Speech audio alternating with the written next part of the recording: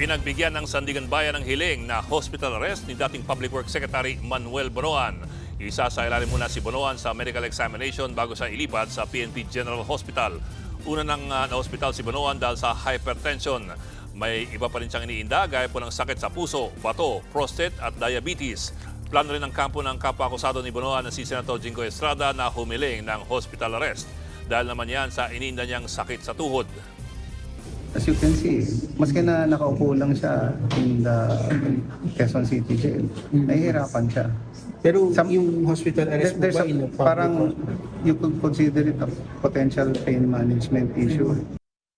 Mga kapatid, Ed Lingaw po, maging maalam at may pakialam sa mga napapanahong balita sa ating bansa. Para sa mas malilimang pagtalakay at paghimay sa mga issue at headlines, mag-follow at mag-subscribe sa social media pages ng News 5.